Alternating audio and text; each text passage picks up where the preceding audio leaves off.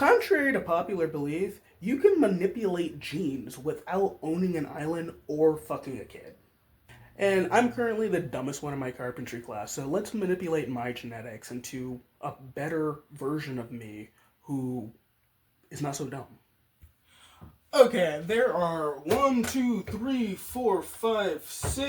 7 parts to this salad and 14 pages of notes on the deep potion science chemical reactions going on that we got here that are going to benefit me and you if you try this out. But let's definitely benefit me because I am not doing well in class. So this is obviously different. We're making a salad and it's just going to go in this bowl. We're not going to blend it or anything. I need something to eat after class. I'm doing this because as I've been researching a lot of this stuff, I realize that, of course, I understand, and you should understand, that food is a science, eating is a science, and we're already doing it to some degree, but we can do it better. I really wanted to talk about this salad because the salad itself is also a potion. It's just not a drink. I would absolutely call it a bowl of medicine because as somebody who's dealt with quite a lot in my life, just like anybody with, just regular trauma with the poisons that we eat, the poisons that we breathe, all of that stuff, and then, being autistic, being real stupid for a long time, all of that stuff, I've had so many experiences with good nutrition and green nutrition where when you do it right, especially if you are not getting proper nutrition or you're dealing with a child who won't eat vegetables, because that was me. I do not have a kid, I was the kid. When you get the greens in you at the right amount in the right way, your body literally starts buzzing. Like, I literally will be like, and like last night I ate this salad, my body's, and then as a child, my first green drink ever, I think my mom made it for me. It was literally like, I could literally feel like upgrades in my brain happening right now as I sip it down. Like, that's how immediate some of this stuff is because you just aren't getting the nutrition in you properly to power that stuff. And literally as I sat there and drank my first green drink as a child, I was just like, oh, that's how a brain is supposed to work. And from that day forward, I didn't have to like vegetables. I understood your brain works better with this stuff. So you gotta figure it out. I was like, I gotta figure out how to get it in me. I'll force it down, whatever. And as an autistic child that would not eat stuff, that's how it happened. Like, you have to understand the mechanics, especially if you're dealing with an autistic kid. Like, the whole food thing honestly comes down to needing to understand what the food is and why the food is. Okay, let's get into it.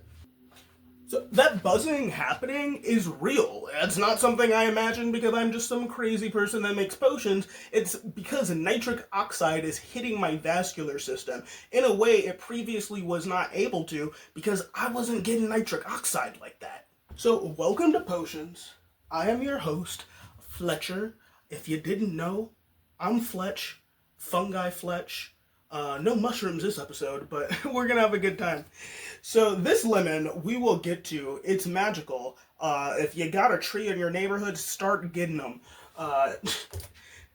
It's an excellent thing to add. You know what? I'll get into that. Let's get to the notes so I don't mess this up.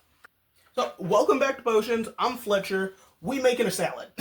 And honestly, this is probably the most underestimated thing. The most simple thing that we'll make in potions class that packs like such a large punch. Because you can't always sit there and brew in the cauldron. Sometimes you need it quick, So, we're going to start off with the arugula. And luckily, we're just, it's all fresh ingredients. We don't really have to cook it. Well, we're going to cook the tofu. But all this stuff is just going fresh in the bowl. So we're starting with arugula, one of my favorites. People say it tastes peppery. Maybe I have not activated that gene yet, or maybe I don't want to, because to me it tastes nutty, and I like that, so. Arugula, like I was saying, my legs are buzzing, right? Arugula is one of the highest dietary nitrate foods on the planet. I know when you hear nitrates, you might think like bad stuff like processed meat or like with wine, right? But dietary nitrates from whole plants are a totally different thing. Your body is going to convert them into nitric oxide.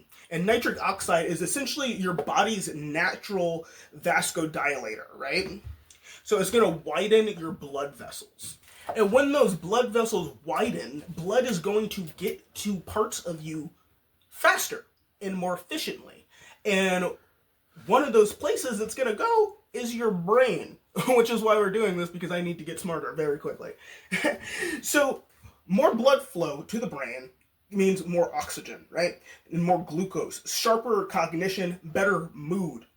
And you get the nitric oxide buzz if you're not getting a lot like I do. Alright, so I'm just doing a handful. We're not doing precise measurements this episode, but I've got like a, hefty salad bowl. I try to fill it up as much as I can, and then I'll put my tofu in there. Just try to eat as much of this as possible. Okay, so I've got like a heavy base of arugula. I want a lot of arugula since it's like so good for you, and I actually like the taste of arugula. Arugula is similar to beetroot extract in the way that they both are working on the same things with the nitric oxide, right? And studies on athletes who supplement with beetroot, they show measurable improvements in endurance, reduction in oxygen, cost of exercise, and lower blood pressure. So you don't always have to have an extract. You just can eat. You can just have a meal sometimes. Sometimes you can just eat. So next up, we're going to get our cilantro. Cilantro is something I've been learning about recently, and I've, had it, especially with like Mexican food and stuff in the past. But the more I learned about it, I was like, wow, I guess it is like, beneficial to, get a bunch of loose stuff and make your own salad mix and really control what's going in there, because I can do stuff like add cilantro and arugula, which is stuff that I never see together because I just buy the spring mix. And now that the more science I know, the more I'm like, okay, maybe I need more than a little spring mix. So cilantro, you've probably heard that like people either love cilantro, or they think it tastes like soap because they have like some gene or whatever. But I'm here to tell you that cilantro often tastes like soap to me, but not all the time. Like I just had this last night. Great, I'll eat this up, but I think there is some cilantro that tastes like soap. Like, I don't. Is it a gene thing, or maybe I've just been like eating so good lately that I flipped the soap gene off? I don't know, because I would still go back and forth and be like, I don't know. I'm getting off track.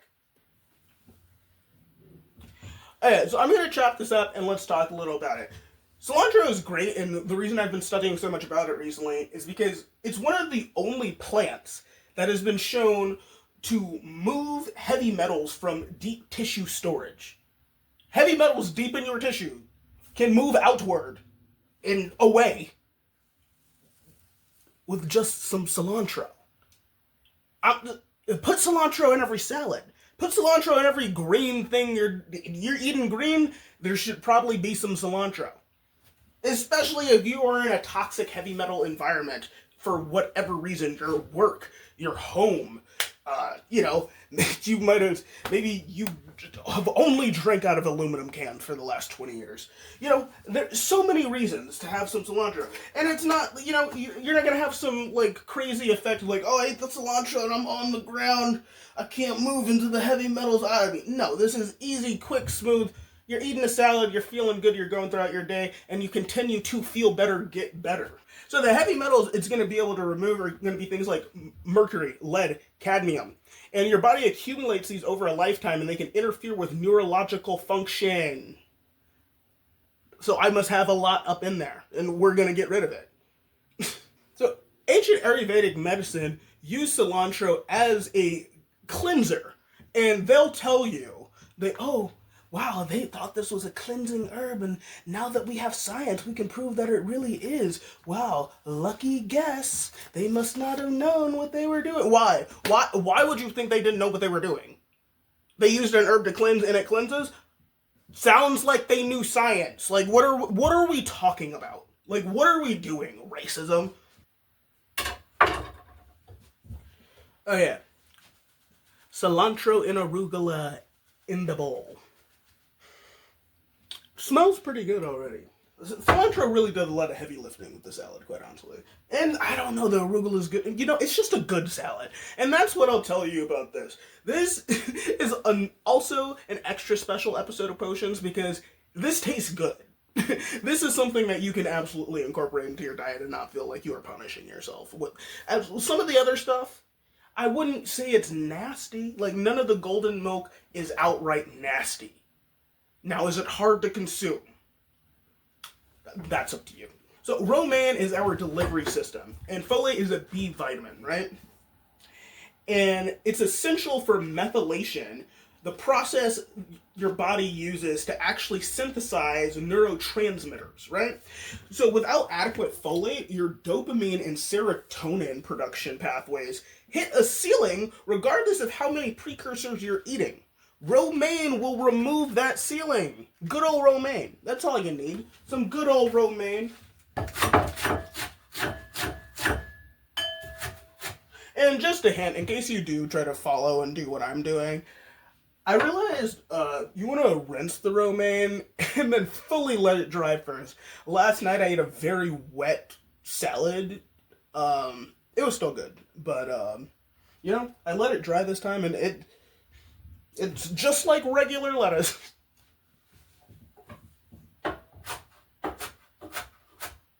Alright. Shake that up a bit. Get our arugula, our cilantro, our romaine. But wait, there's more.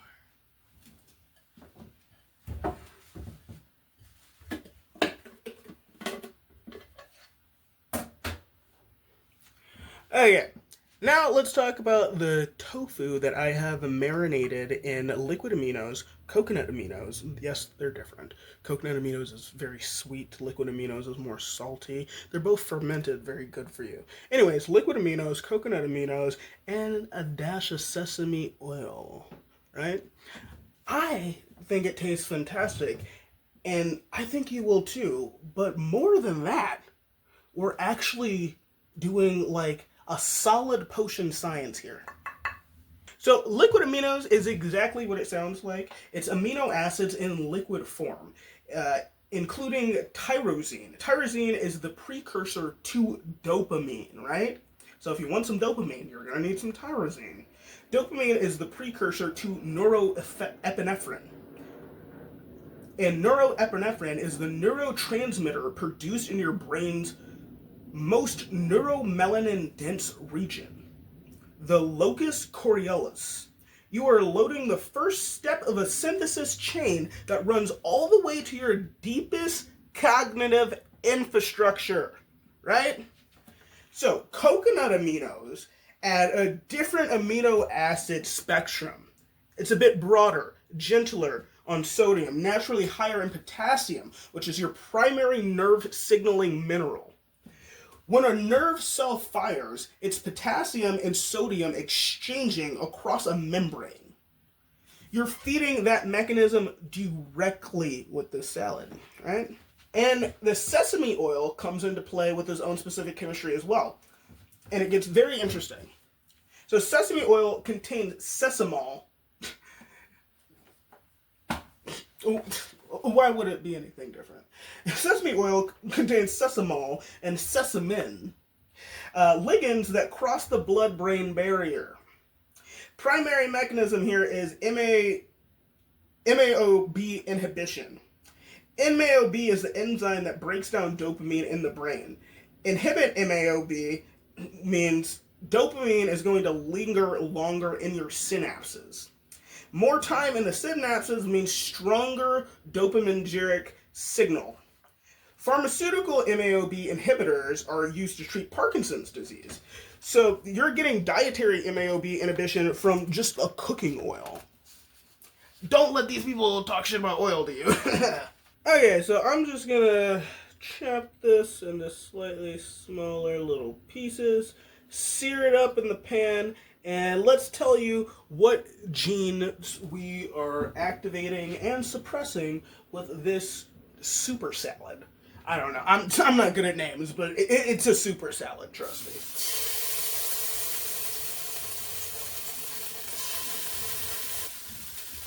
So, much like the golden milk latte, we are also hitting the NRF2 pathway. So, arugula's glucosinolates activate NRF2, which is the master antioxidant switch, right? So that's all of our protective genes. We're flipping that on, right? So that's going to upregulate your entire endogenous protective system simultaneously. Sulforaphan is the most famous NRF2 activator, but arugula's isothiasates work the same pathway. This is epigenetic medicine. Epigenetics is what happened to your mother, your grandmother, or what they did. Not even what happened, what they did on purpose, what they chose to do, like knitting a lot, could be passed on to you. And suddenly, oh, I like to knit a lot, even though my mother was the only one in the family that knitted, and she was the first one to pass that down. That's epigenetics. That's one person to another like that, right? So that can happen. You have a lot of different genes happening literally just from the one generation before you, and even from thousands of generations before you, right? You can heal that stuff and manipulate what genes from the past are flipped on and off. Because there's also a lot of great stuff from your past, that people were able to do amazing things, amazing feats, lived incredible lives, and learned so much that can be passed to you, and it's literally written in your DNA. But you need the right medicine in the right way to access that part of your own code. Again, much like the golden milk latte, we are suppressing NFKB, which is the capsaicin from the chili oil, which we're going to add after this cooks, is going to downregulate NFKB, which is the primary pro-inflammatory gene signaling pathway. Less NFKB activity means lower systemic inflammation at the genetic expression level, not just a symptom management situation here. Like, we're literally changing the genes. The way these motherfuckers are in labs right now, trying to kill the world over doing whatever the fuck it is they want to do, live forever or some shit, we can literally do that by eating properly. In fact, I'm sure you can live 1,000 times longer than these motherfuckers if you just learn how to potion right. Given the way the planet is right now, though, I don't know if you would want to. So we're also getting SIRT1 activation. The quercetin present in the cilantro activates the SRIT1, one of the longevity-associated sirtuin genes. SRIT1 regulates cellular stress response, fat metabolism, and circadian rhythm gene expression. This is the same pathway that caloric restriction and fasting activate, but you're getting a dietary dose of the same signal. So you can get this, the good stuff that happens from fasting. So fasting, the good thing that's happening with fasting is that when you hit a certain point in not eating, your body starts to eat the bad cells, the bad stuff that has been created, the stuff that's fucking you up. Your body will literally consume them for fuel, and then you can create new cells that are better for you, right? That's why fasting is so great. You are literally eating away the bad from your body. So this salad can activate those same things in your system without having to fast. That's excellent, because not all the time can you just go 17 hours for every day without eating. You know, sometimes you do need food, and it's okay to not eat the bad cells that day through fasting if you can do it through some cilantro. So, you know, give yourself some leeway. Give yourself other options for activating the same genetic switches. So we're also going to have BDNF upregulation. The omega fatty acids from sesame oil support BDNF gene expression. BDNF is brain-derived nootropic factor, the protein your brain uses to grow new neural connections. It's sometimes called Miracle-Gro for the brain. Then we're going to hit the P53 pathway. Arugula's endo-3 carbonyl compounds support the P53 tumor suppressor gene activity. This is your cellular quality control gene. It identifies and eliminates damaged cells before they become problematic. And then we're going to dress this, when I'm done cooking this, we're going to squirt on top of that a little bit of lemon, which honestly I wasn't gonna like. It's not something that I would have chosen myself. So we're gonna see how it tastes. But we're doing that for a very specific reason, because with dark leafy greens, any greens, with green foods, these plants, with these green plants you're eating, you're going to want oil, you're going to want lemon. That is your sweet potion spot for actually absorbing all the nutrients within that food. When you have your acid and your oil, everything that needs to be extracted can be extracted into those two compounds and get into you in a way that is bioavailable and passing the blood-brain barrier.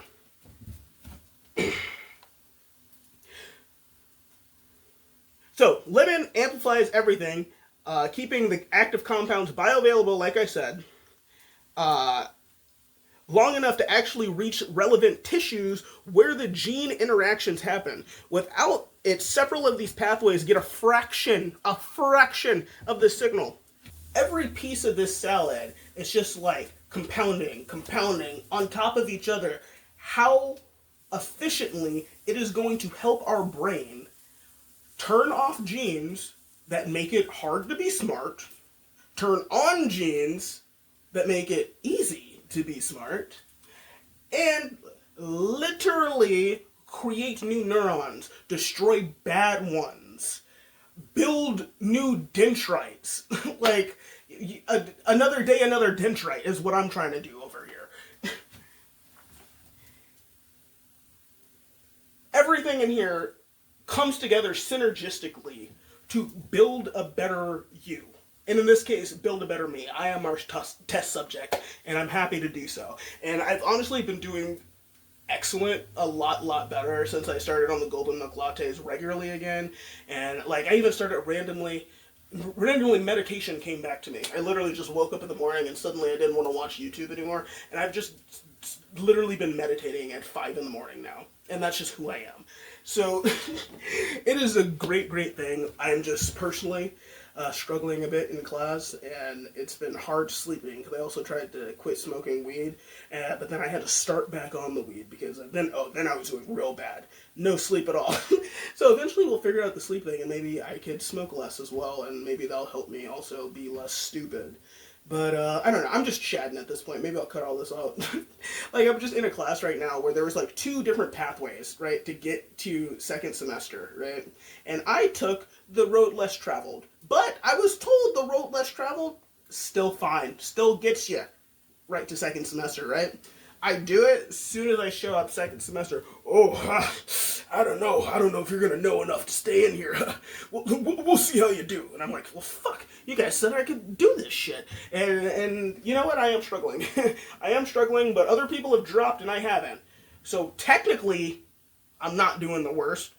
But the worst, no longer available to show themselves in comparison to me and make me look good. Oh, I almost forgot some science on the tofu. So, I don't just have regular tofu. I got the organic sprouted tofu from Trader Joe's, which is very affordable. It's, I think I paid like $4, maybe less. I might have actually paid less than $4. I think I was paying $4 at grocery outlet. So, $4 or less, right? For 2 big blocks that usually last me like 2 weeks. And the sprouted tofu is better. And it doesn't cost that much more. So if you're on the potion science, go sprouted. Or go... The only thing better than sprouted is going to be fermented, and in the fermented soy world, that is going to be tempeh, right? But tempeh just don't cook the same. I don't know. I gotta figure out a better way to cook tempeh, because I put it in a curry, but I don't... sometimes I just want to sear something up and throw it in a salad, have like crispy, you know? But okay, so sprouted tofu, right, it's a very meaningful distinction. Sprouting degrades phytic acid up to 50%, right?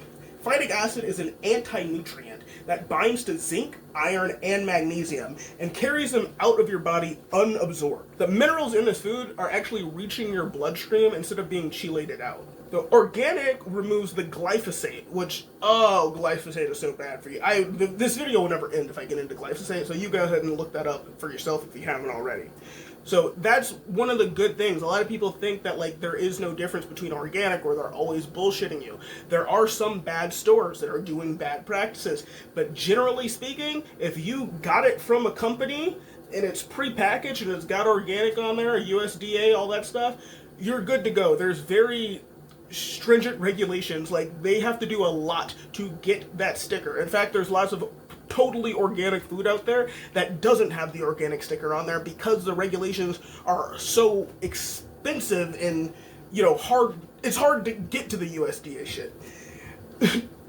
But consistently, when they test organic food versus non-organic food, organic food is always going to have significantly less poisonous chemicals in them. So understand that.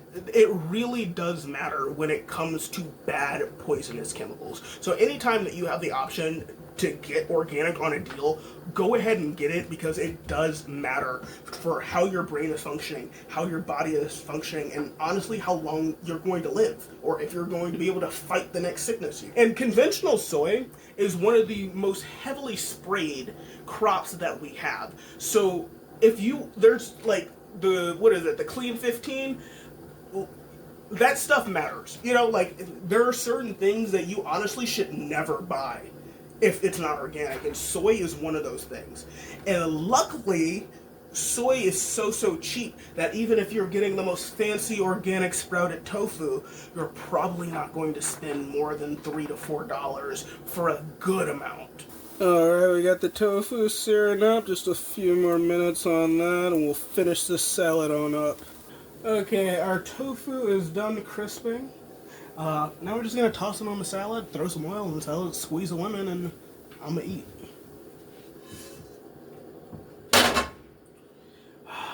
I hope this tastes good, because I did not do this last time and it tasted excellent. Since we have the leafy greens, like I was saying, putting the lemon on top of it is going to boost our bioavailability by 13 times, right? But then, we can also boost it again by 2,000 by not forgetting our black pepper. Because you don't even really taste it in there, or if you do, it's a good mix, so you might as well be cracking that black pepper over everything. And then our chili oil to finish it off.